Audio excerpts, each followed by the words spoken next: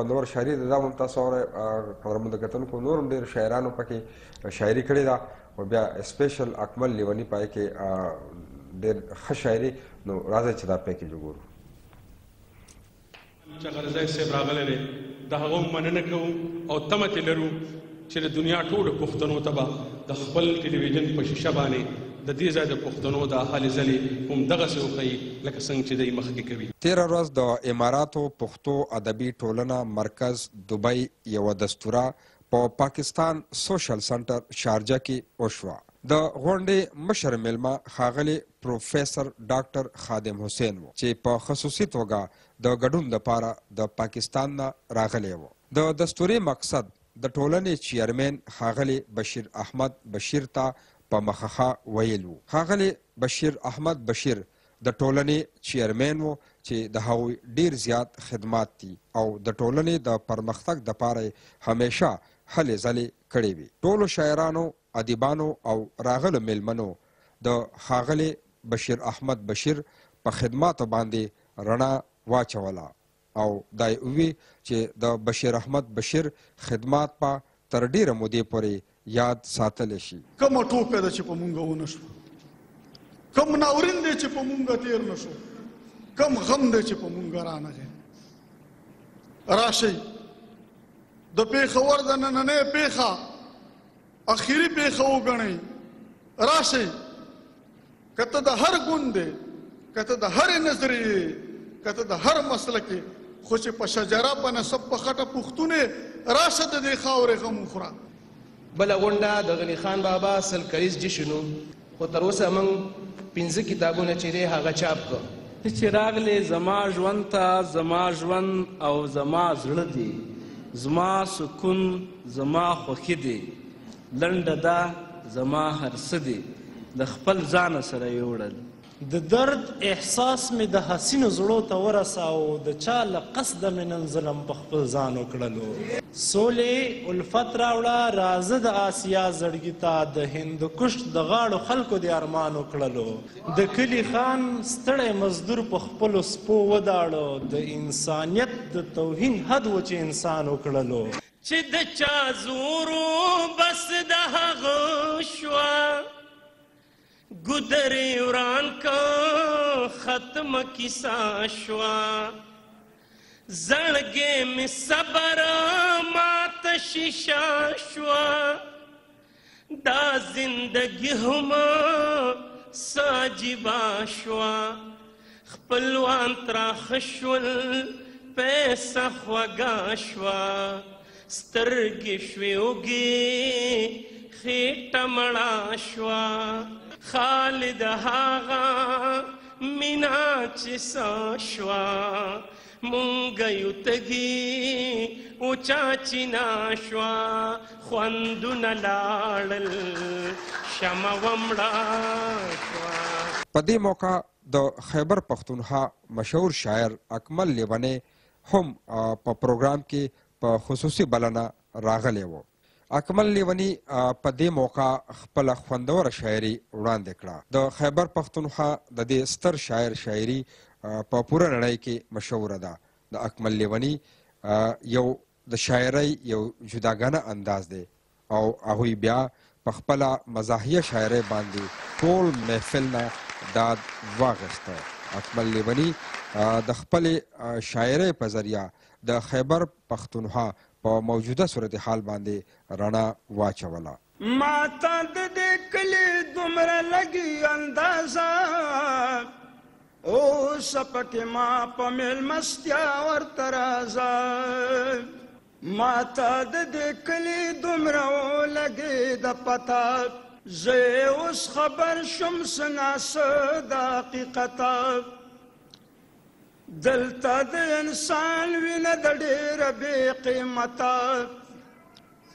یو اخلي غلط مطلب د بل د شرافته، ورک پکې نادار دی او بادار دی په مزه، اوس پکې ما په میلمستیا ورته راځه. دلته خپل څوک نه پېژني قدر د پردو کوي، دل ترور درور د سر خبره په پیسو کوي دلته د خپل کور څوکیداري خلق په غلو کوي دلته مغول لګي مشري په پښتنو کوي دلته مړه راپاسي دباونه په ژوندو کوي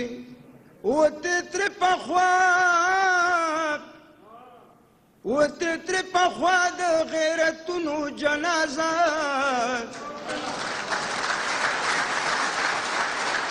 اوس پکې ما په میلمستیا ورته راځم وې ملا وې په تخته چې لمبوی مړې واورئ بخانۍ د الوانه بغیر نه کېږي دغسې نکاح هم د ملا نه بغیر نه کېږي ما پاکستاني افسر ته ووې ظلم مه کوه ما پاکستانی افسر ته وې ظلم مه کوه وې کار مې په تنخوا باندې د غلا نه بغیر نه کېږي دغسې نکاح هم د ملا نه بغیر نه کېږي ای د کونډې زویه څه خو بویه دا متل شوې او د کونډې زویه څه خو بویه دا متل شوې فصل په پټي کې د ډېرانه بغیر نه کېږي دغسې نکاح هم د ملا نه بغیر نه کېږي ټیک ده چې اکمله شاعر نه یې شاعر ګوټې یې ټیک ده چې اکمله شاعر نه یې شاعر ګوټې یې خو یو مشاعر هم ګورستانه بغیر نه کېږي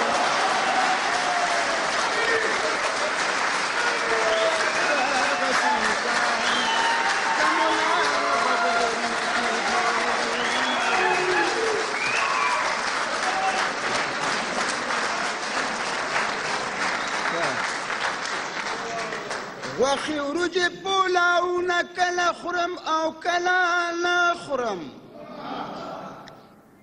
بې وینا پردي ودونه کله خورم او کله نه خورم د دې خېټې تندروالې او د معدې را سره غم دی پرشاتونه مرشاتونه کله خورم او کله نه خورم سګنې مې لسم حج اوس ناسه ورسره ښه شم داسې ډېر پردي حقونه کله خورم او کله نه خورم څه وړوکې سړی لیمه لوی افسر د دې وطن یم ایماندار یم رشوتونه کله خورم او کله نه خورم ښه په شره برابر یم ښه د شرې نه خبر یم پسارو پردي فصلونه کله خورم او کله نه خورم سوالی د خدای خو نه یم ډوک بوږي غوندې ملایم انجیو والا سیزونه کله خورم او کله نه خورم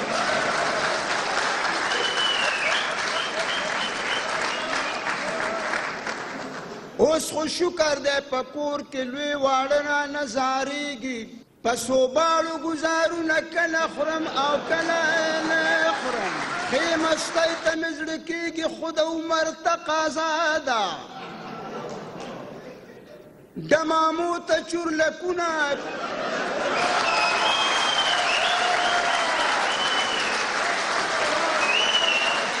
کله خورم او کله نه خورم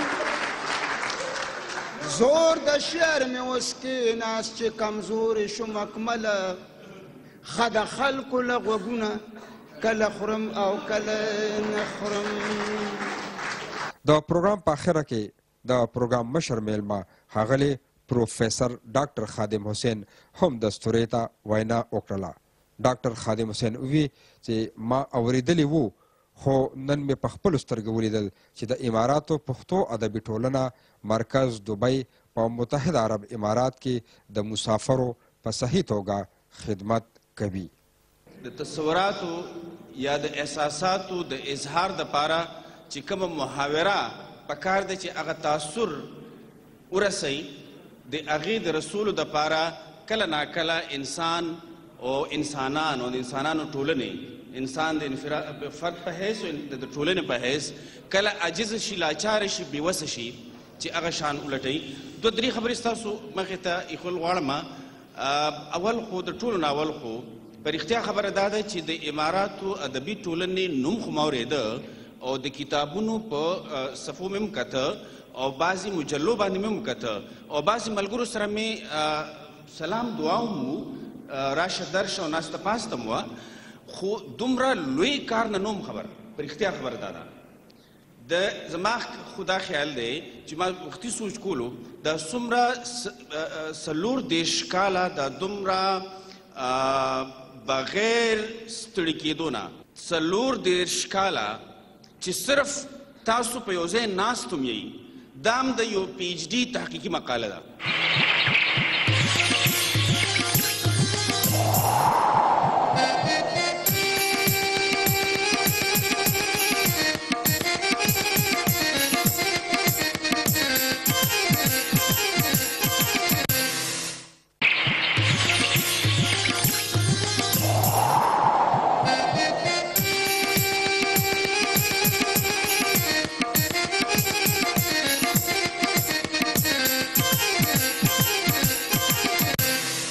قدرمنو کتونکو یو ځل بیا هرکلی ویمه تاسو پیکیج وکتو او د اکمل لیوني پکې ډېره ښه شاعري وه. جی ټیک وه که نه؟ او ډېره ښه وه او